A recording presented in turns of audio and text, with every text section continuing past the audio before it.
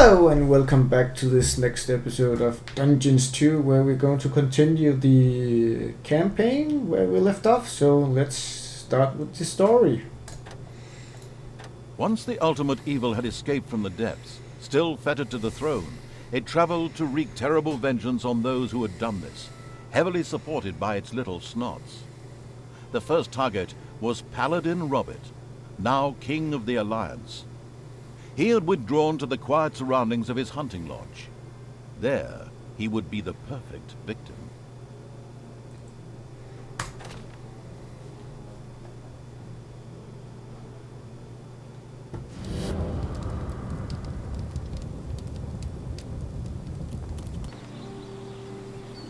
According to scouts, King Robert spent most of his time strolling around his hunting lodge garden reciting poetry. Soon his poetry would turn into mournful ballads. The vengeful evil thirsted to defeat the Alliance's king and mount his head on the wall as a trophy. Whoops, of course, I really mean that he wanted to take all of King Robert's cookies away. Better play it safe, or the age classification folks will be after me. Before that, however, the ultimate evil had to do a bit of work on the dungeon. Otherwise, it wouldn't be able to fund even a small army made up of a few orcs. Well, remember, I haven't played this in a long time, so I'm actually not that good to this. So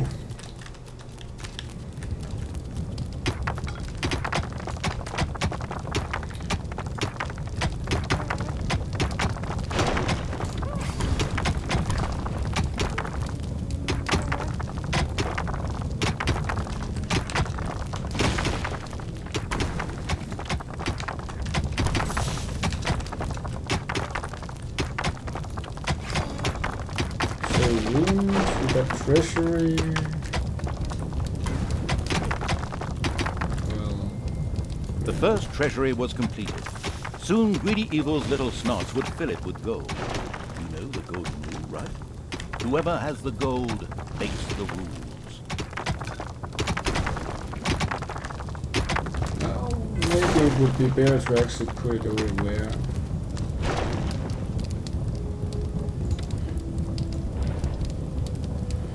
I don't get that much from. You can always just have two treasury rooms.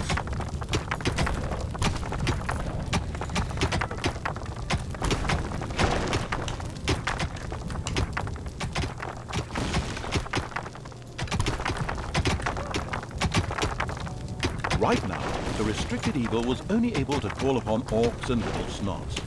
But there had been rumors that some goblins were hiding out in a cave somewhere close by. The exploratory evil would be sure to follow this line of inquiry.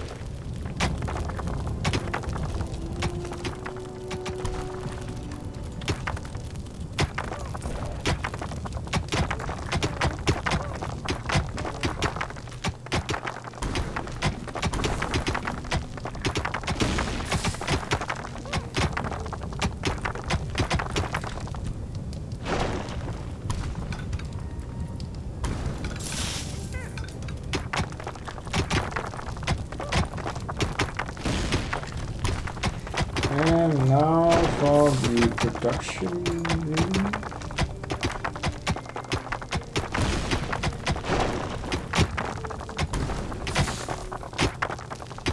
The strategy guidebook, Dungeons for Dummies, says, mountains don't always just consist of rocks and stone, but may also include natural as well as artificial caves and rooms. These usually contain treasures and dangers to make digging around underground more exciting.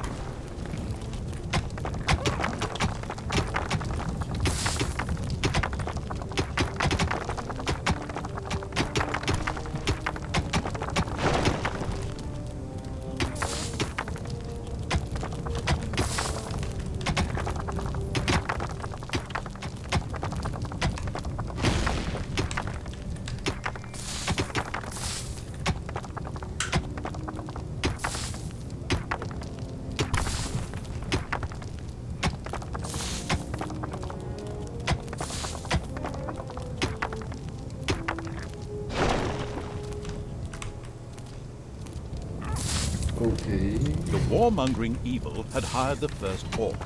As ancient wisdom says, violence is a solution, usually the only one. The ultimate evil should never forget to keep a watchful eye on its beer and gold stores. If its creatures can't help themselves whenever they need to, another orc entered the service of the military-savvy evil. The horde was growing and prospering. The first brewery was completed. Soon beer would be flowing like a river, and an Oktoberfest atmosphere would pervade all. Would the ultimate evil put the beer baron out of business? Such a duff reference.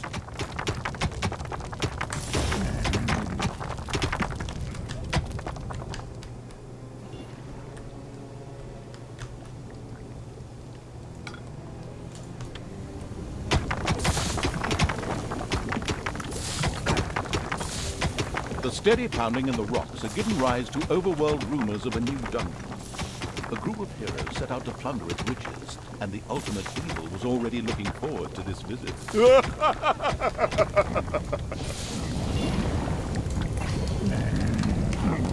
time to attack appeared to be right. On the surface, in the tavern of a small, miserable village, some adventurers gathered. They were acquiring Dutch courage for their visit to the dungeon by downing several beers. The dungeon had to be destroyed.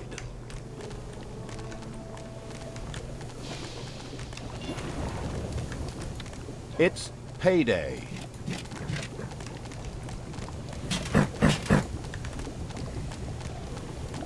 Well, it might be pity, but let's.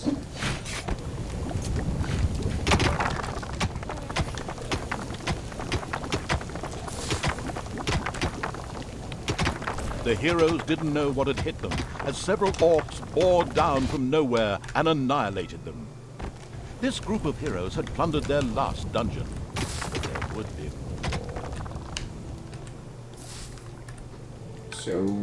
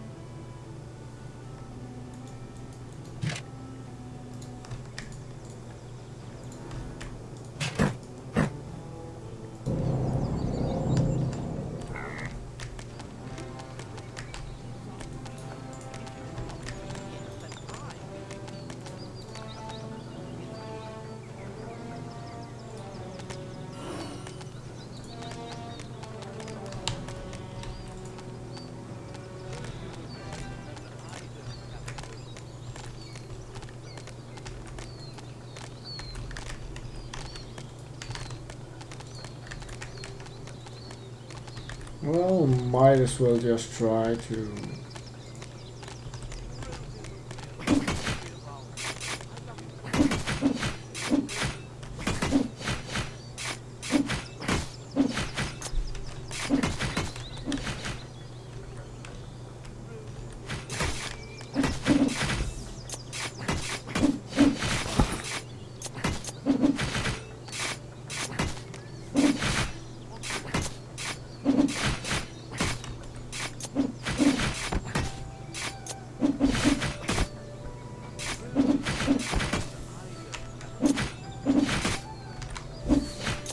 So, let's look at it from the bright side.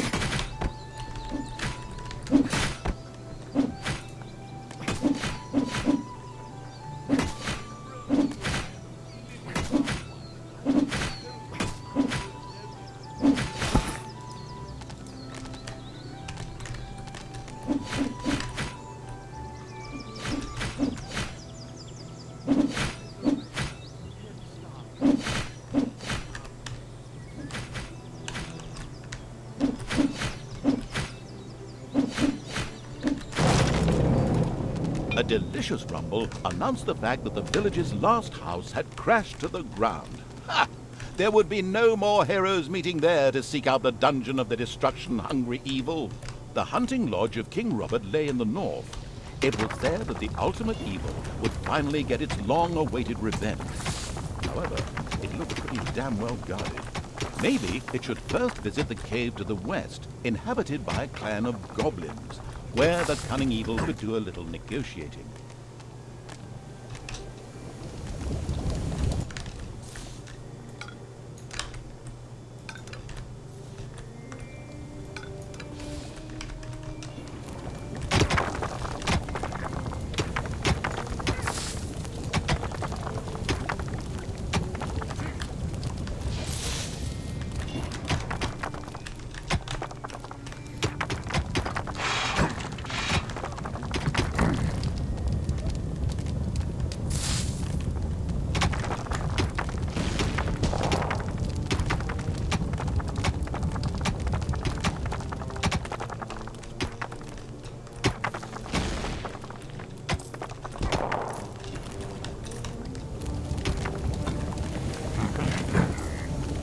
My question is, how do they heal, actually?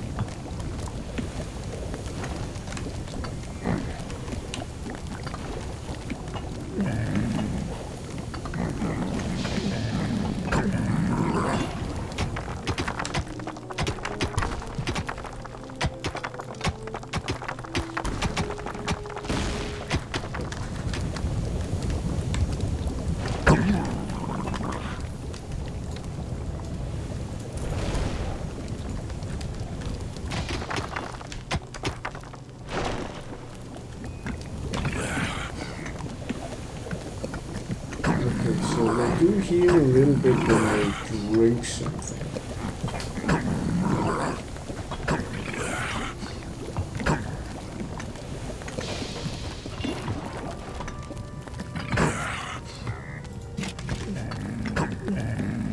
Can I force him to heal?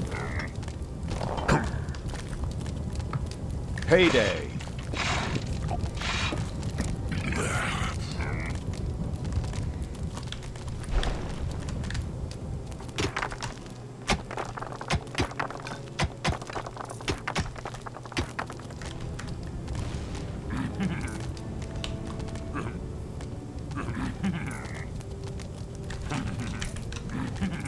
Well...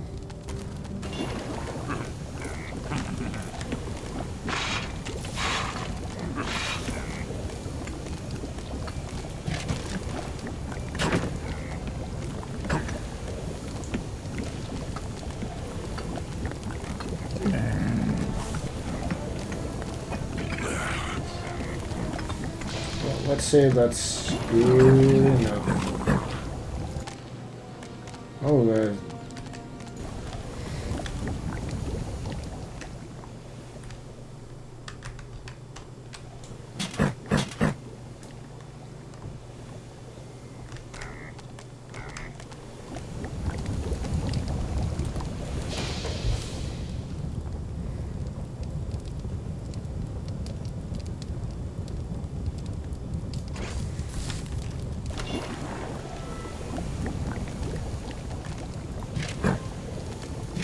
There are enemies in your dungeon.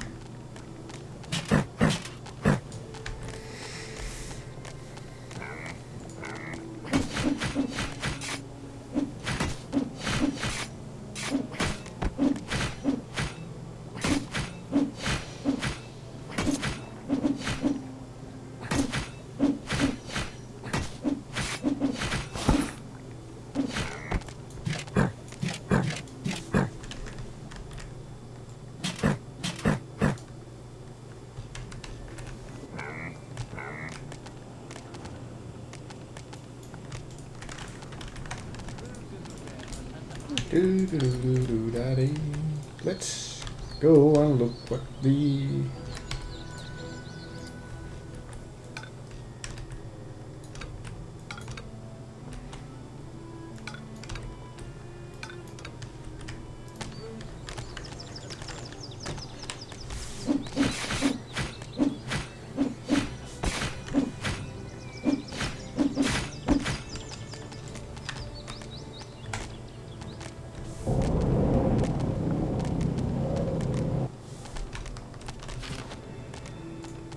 So, what's happening down here? The goblin leader prostrated himself joyfully before the ultimate evil, and immediately dispatched 2 goblins into its dungeon with a few plans for a new room, a tinkerer's cave. This was built as quickly as possible.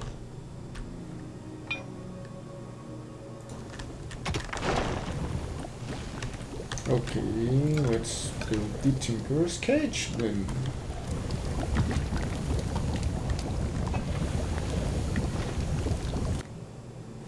But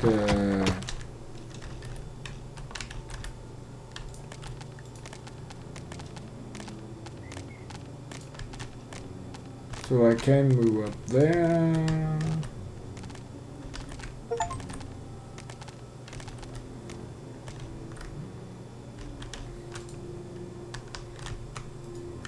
Well, as I see it, I don't have any more to do down here, so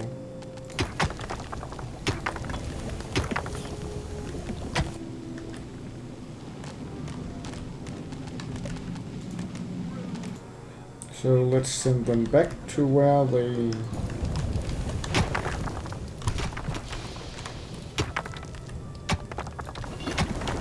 let's look at the production facilitation rooms, and now I can show how many goblins you have.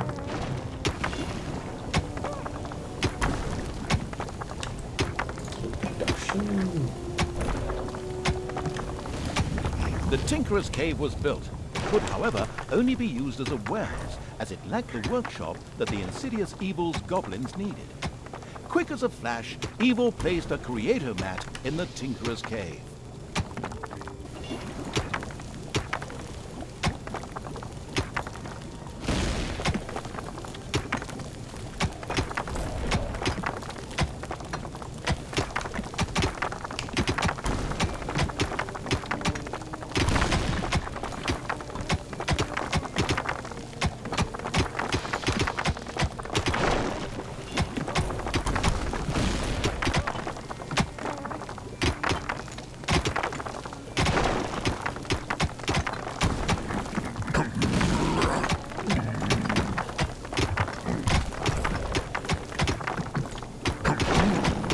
A sparkling new creator mat raised the Tinkerer's Cave of the expansion-hungry evil. A goblin would be able to work well in here, producing toolboxes. A few of these boxes would now be needed in order to invent a trap. The moody evil waited.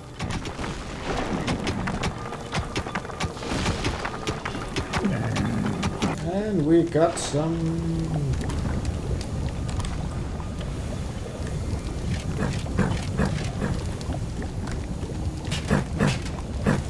It's payday. So, Tinker's Cage.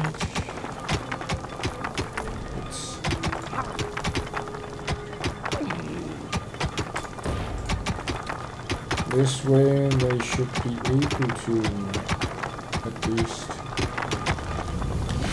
twice as many.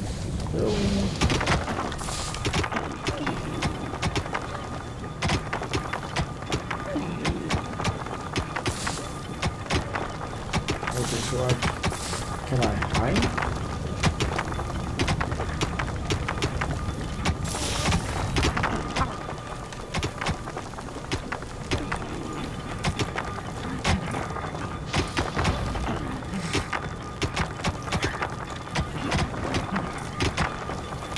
Hospital. No, I don't have a hospital, so not in those.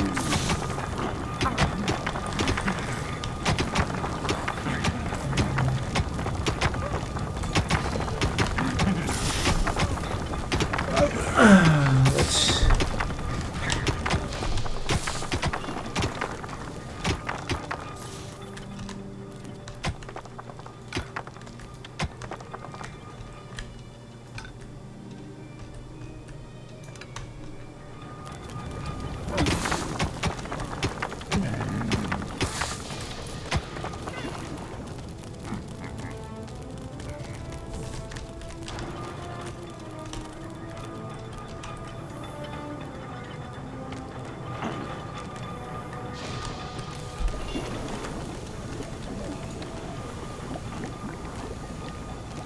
And the weather for today, cloudy with a chance of bloodthirsty orcs.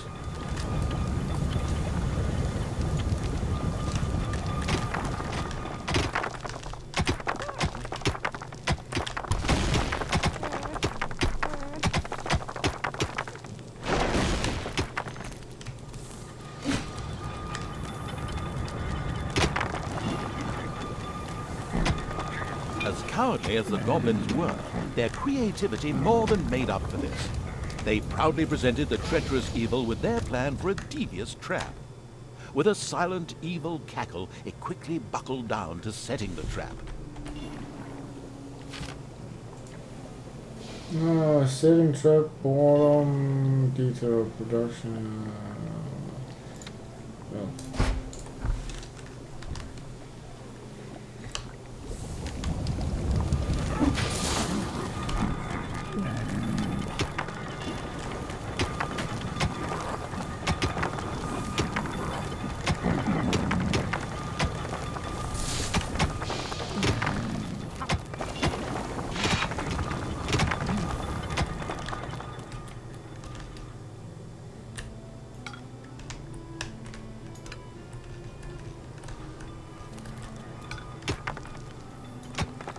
So how much? Okay, payday is actually quite a lot now compared to how I'm broke all the time. So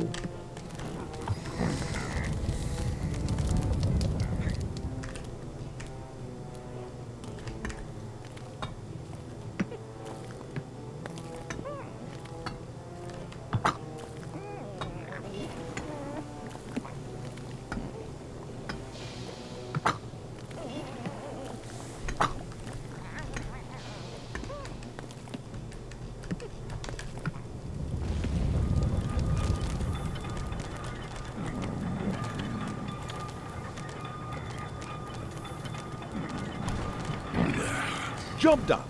The trap was finished and ready to be found by a hero. This is going to be so much fun. Just at that moment, a particularly powerful dwarf warrior appeared in the dungeon. How had he suddenly arrived at this precise time was indeed most odd, but his presence was more than welcome. He was going to be a guinea pig for the trap.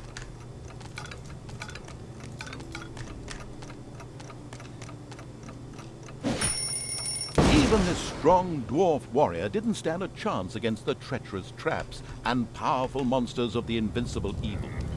He bit the dust. So much for a game of dwarves. The dungeon's defenses were now clearly much improved, but the hunting lodge still remained well protected and impregnable. There was nothing that the ultimate evil could do. The task was impossible. So the evil withdrew, bent and broken, let feelings of revenge ebb away, and instead took up looking after those cute, teeny-weeny trees. What are they called again? Bonsai, yes, that's it. The end. Pretty unsatisfactory, huh? Of course, that wasn't the end. In reality, the indefatigable evil paid the goblin cave another little visit. The goblin leader would hopefully spit out something useful after a few more slabs.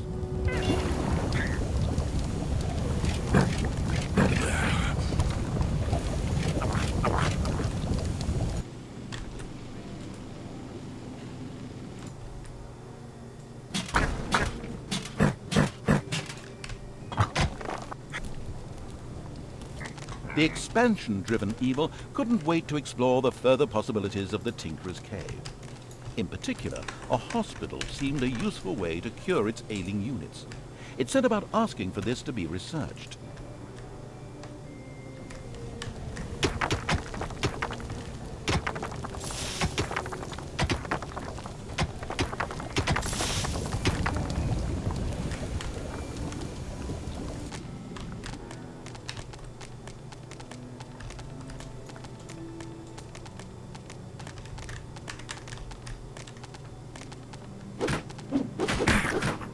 A few hard slaps were enough to motivate the leader of the goblins to help the ultimate evil.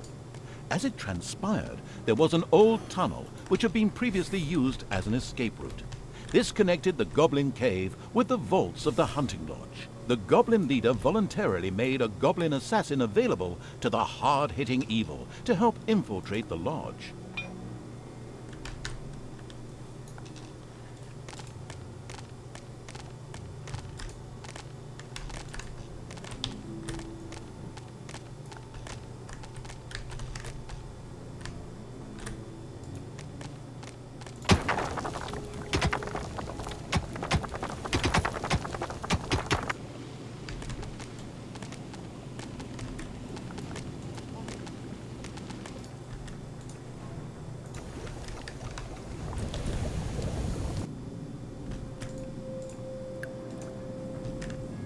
cheerful evil was pleased with this support.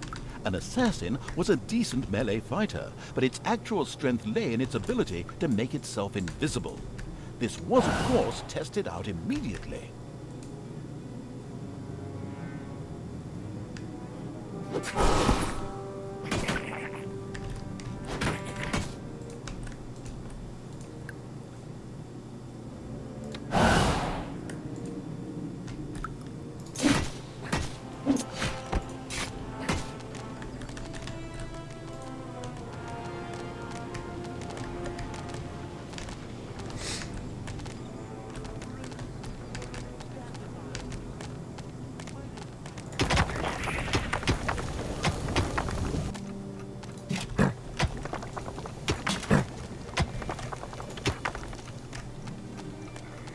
There are enemies in your dungeon.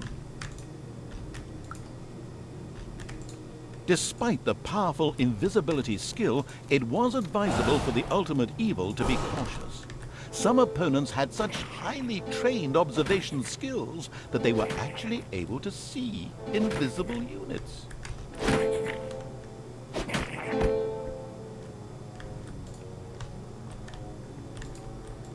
A locked door prevented the assassin from progressing. The charitable evil had researched the hospital.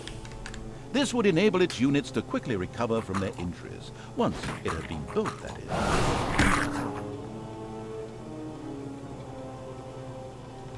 And so the negligent evil promptly allowed the only really vital unit to this mission to die. The goblin leader sighed and put his second best assassin at evil's disposal.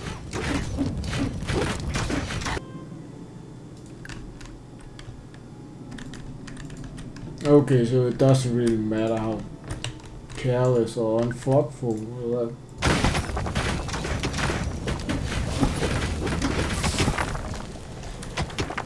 It's kind of sad actually. Hospital already researched, trap, jar pit.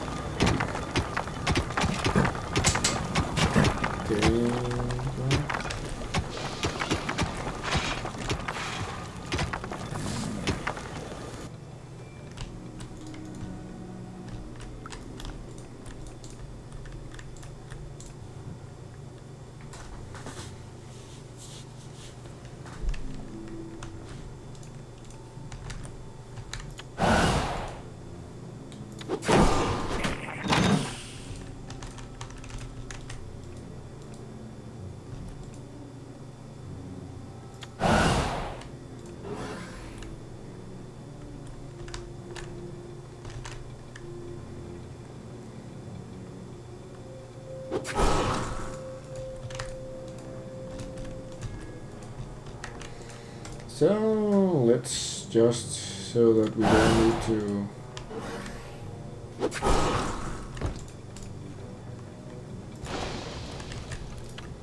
okay, and here I want to have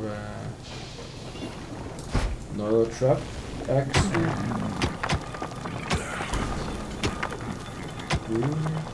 Hospital. The caring evil had good-naturedly built a hospital for its suffering creatures.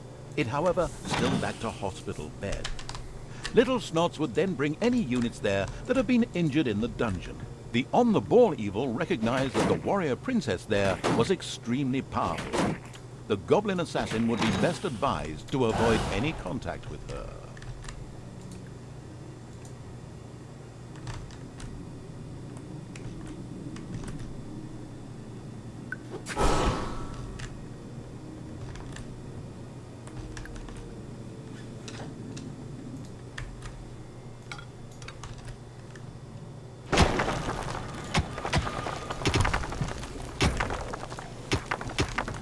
Payday. Great, I don't have any money.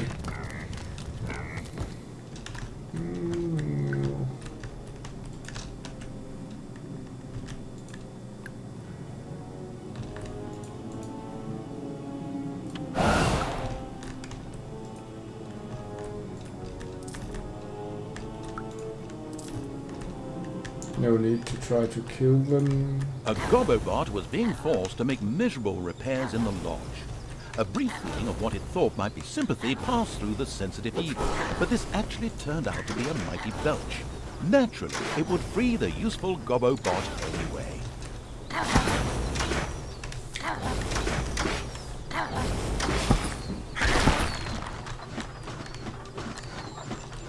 Elated by the assassin's attempt at rescuing it, the Gobobot joined the horde and succeeded in showing its tormentors a real hot time.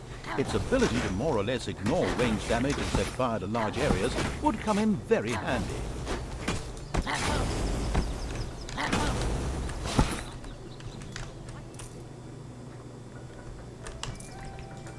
Well, if it don't really care about ranged damage.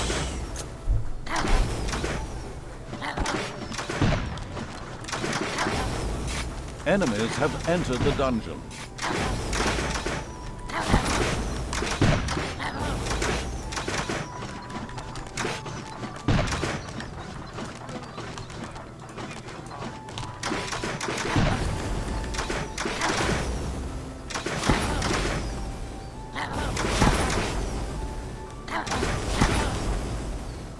There are enemies in your dungeon.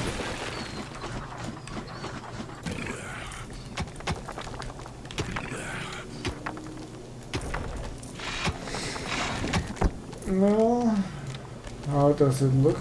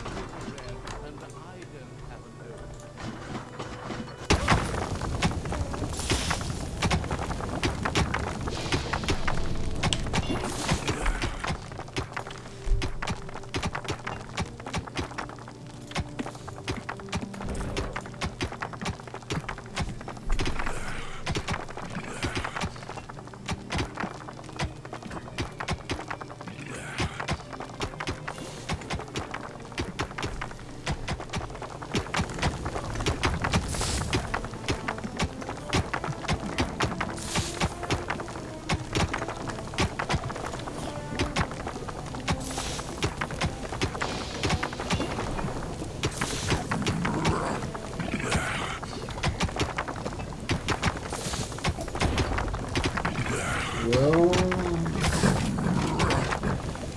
maybe.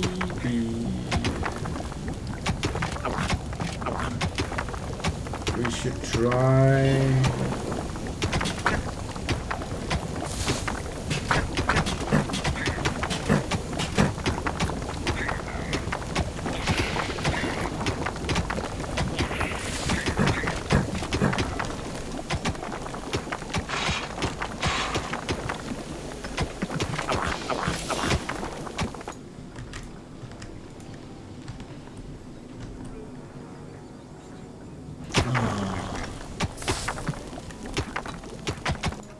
It's so much easier in the third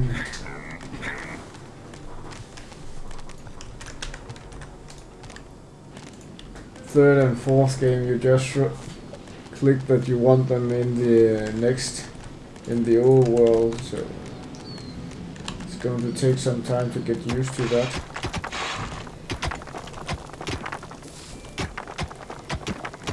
First hospital bed had been built. Wounded units could now be healed in the hospital.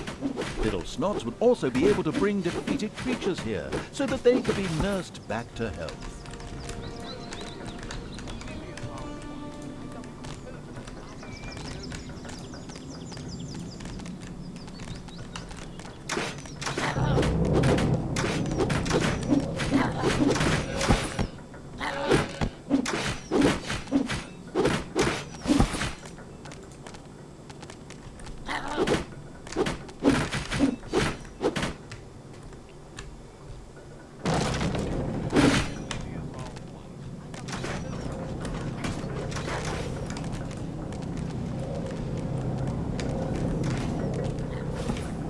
It's payday. Okay, how do I get over to that?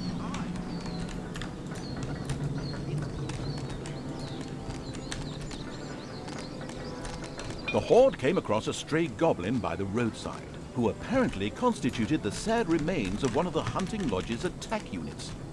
This miserable being joined the army of the powerful evil with a grateful whimper. So...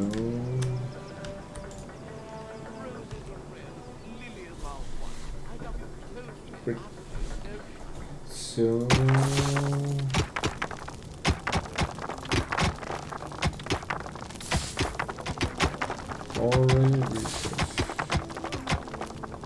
Already researched. Delusion to escape. So...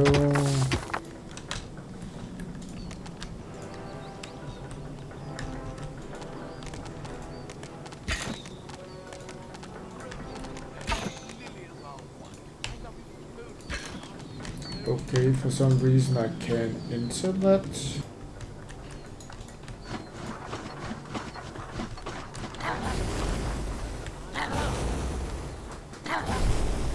Eliminate, maybe it's because I need to destroy that one. Oh, it's so long since I played this game.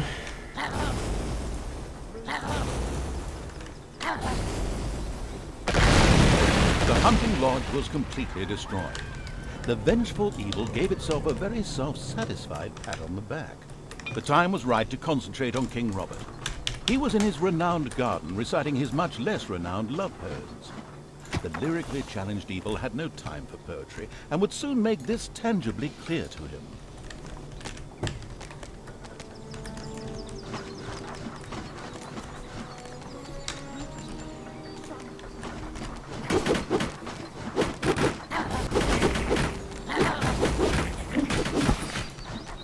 The king was accompanied by a pixie who was able to cast powerful healing magic.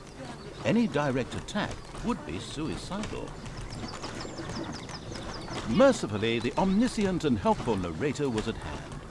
He pointed out to the impatient evil that the pixie went off from time to time in order to check that all was well, and much more importantly, eat her supper in a little camp to the south. The pixie buzzed over to eat her meal. The ultimate evil prepared an ambush.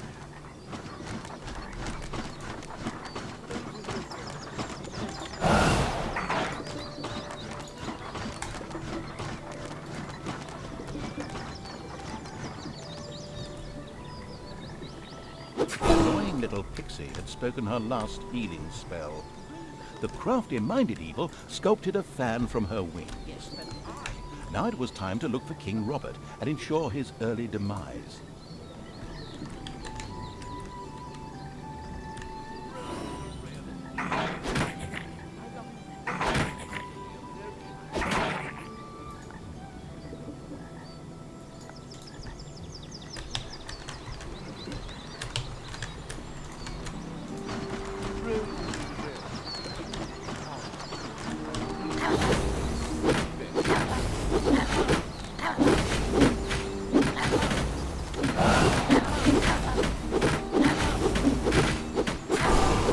King Robert fell, and the ultimate evil had received its well-deserved revenge. But there were still many more heroes out there who deserved to bite the dust. Their time would come.